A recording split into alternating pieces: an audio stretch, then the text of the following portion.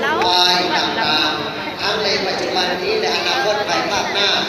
ให้มีศีลธรรมประจำใจตลอดคิดแต่สิ่งดีมีสาระต่อตนเองพ่อแม่ญาติพี่น้องและสังคมประเทศชาติให้มีความรักสามัคคีไม่มีสิ่งต่อกันมีความหวังดีมีน้ำใจดีต่อสัตว์เพื่อนมนุษย์และโลกหวังความสุขความเจริญต่อผู้รู้ว่าของใครรู้ชอบเจ็ดสีขาวไม่ผิดได้หลงไปทำไมรู้ว่าของใครได้รู้ชอบมันสีเวทความผิดให้อภัยทุกเรื่องให้อโหสิกรรมไม่อาฆาตของเราต่ออีกต่อไปมีรักและอาสาใจได้หลงไปนะมันใส่ไม่มีราคาดังเลยจงตั้งใจทำความดีทุกคนให้มีความสุขตลอดกาลขอให้ทุกชีวิตทุกลูกหลานทุกทหารทุกคนที่ได้เกิดมาในพื้นแผ่นดินไทยในสยามแหลมทองสวรรณภูมิประเทศ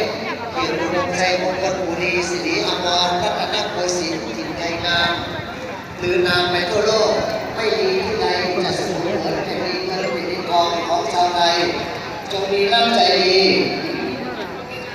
มีน้ำใจดีต่อกันสัตว์พี่น้องเกิดร่วมท้องในที่พึ่งอาศัยมีน้ำใจ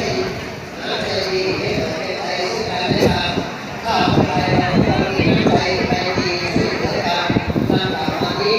ประเทศเราจะน่าอยู่มีความไม่มีความเดือดร้อนทำกันร่วมกันป่วยไว้ยิ่งมือวะ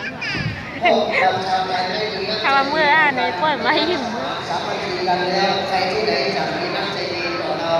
ถ้าเราชาวไทยไม่รักกันแล้วไม่สอนกันไม่เตือนกันแล้วใครที่ไหนจะมาสอนเรามาเตือนเราพวกเราไม่ช่วยกันปกปักรักษาในดินเกิดของเราแล้วใครที่ไหนจะมาปกปักรักษาในดินที่อยู่ของเราที่อยู่เราข้าวน้ำที่เรามี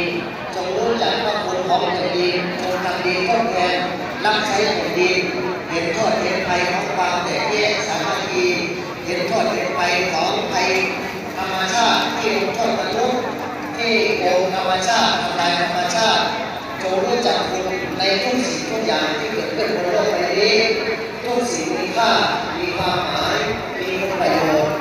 ต่อทุกชีวิตทุกดวงจิตวิญญาณทุกรูปนามต่างก็มีความอาศัยกันเกิดการแก่การเจ็บการตายได้ดังนี้แลดูก่อนท่านผู้มีปัญญาทั้งหลายจงตั้งใจศึกษาธรรมะจากธรรมชาติทุกสิ่งเราอาศัยธรรมชาติเกิดและอย่าทำลายธรรมชาติได้จงเข้าใจในธรรมชาติแล้วปล่อยวางความยึดมั่นถือมั่นในธรรมชาติจงน้อมจิตเข้าสู่ธรรมชาติคืออสังขารหาอะไรในทุกสิ่งให้จิตยิ่งสงบเย็นอยู่ภายในเข้าดูกายในใจอยู่ตลอดอย่าให้มีความโลภความโกรธความหลงเกิดขึ้นในดวงจิตจงมีสติรู้ทันปัจจุบันหน้าทางที่เกิดดับอย่าให้ตัณหามาหน้าที่ถีบลากไปจูงไปภายอกุศลที่เป็นเหตุให้เกิดทุกข์ได้ด้วยจบทุกสิ้นจงเป็นผู้ไม่ประมาทเป็นจิตภาวนาทุกคืนวันค่ำเช้าด้วยสติสัมปชัญญะความรู้ตัวจงรักษาใจให้ดีให้มีความไม่ให้มีความทุกข์ปัจจุบันมนุษย์ทั้งหลายมีความทุกข์มากเพราะไม่รู้จักพอเป็นทุกข์เพราะตัณหาความอยากและเป็นทุกข์ด้วยอวิชชาความไม่รู้จริงในอริยสัจจะทั้งสี่มนุษย์ทั้งหลายเป็นทุกข์เพราะความคิด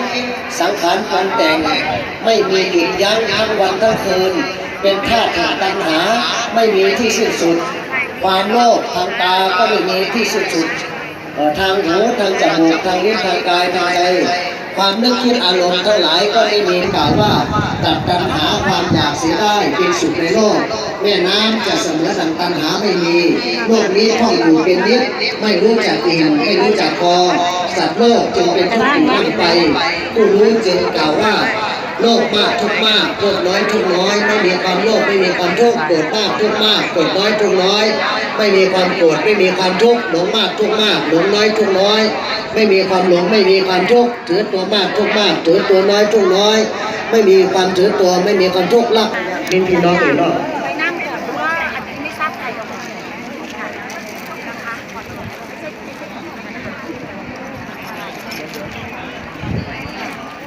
จะถวายอะไรก็วางไว้โดยไม่เข้าป่าทุกสิ่งทุกอย่างไว้โดยได้อย่างนั้นก่อนการเป็นข้อวันนโมสังโฆ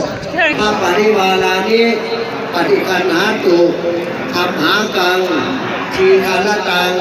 อิตายะสุขายะข้าหลวงสมเด็จพระสัมมาสัมพุทธเจ้าตั้งแต่องค์ปฐมถึงองค์ปัจจุบันมีข้าพเจ้าทั้งหลายเชื่อตนเองแหละท่านประธานและลูกศิษย์ทุกคนเชื่อตัวเองทุกคนข้าพเจ้าทั้งหลายขอน้อมถวายผ้าบางสกุลจีวรจตุปัจจัยทายทานบริวารทั้งหลายเหล่านี้ขอน้อมถวายเป็นพุทธบูชาธรรมบูชาสังฆบูชาบำรุงพระพุทธศาสนาขอจงเป็นพระวาอานิสงส์เป็นปัจจัย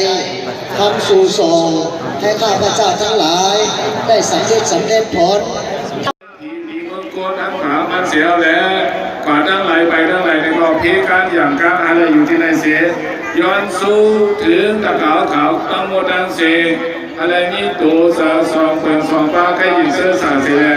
สาธุอนุโมทนาหงซ้อมซ้อมแถมกันเลยครับสาธุสาธุสาธุ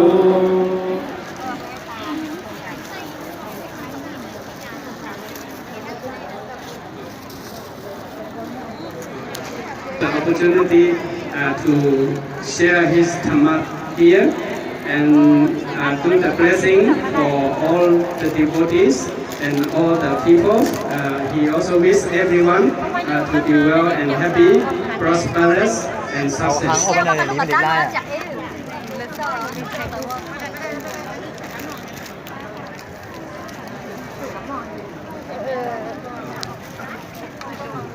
แล้วก็จะบอกสิ่งทำเอามีตามห่วงจมอะไรเมื่อเหตุการณ์ศาสนาที่มันปูดังเสียวแหละไล่ปืนเททำธรรมะกล้าฟ้าเป็นเศร้าตอนแต่ปีน้องเจ้าคือก็อย่างพุทธภาษาศาสนาเอาอันที่เมืองปูดังนั้นเนี่ยสำคัญไล่ขึ้นมาเพมอย่างผู้โซอันใดเหตุการณ์ทั้งนี้มาถึงเมืองปูดังฉะนั้นฮัตตะกะพิงไงใจของกุโกกุกนให้ไล่โฮมการสาธุโฮมจมให้ไล่กุโซโฮมสร้างปารามีโฮมการทั้งเจ้าตัวเสียทำพัวอุนสุเมาเนี่ยให้ไล่อยู่ลีกินวันก็เป็นแซมสาเหตุการณ์ขึ้นอย่างเหมือสูงกุโกกุกนสีกำทานสาธุสา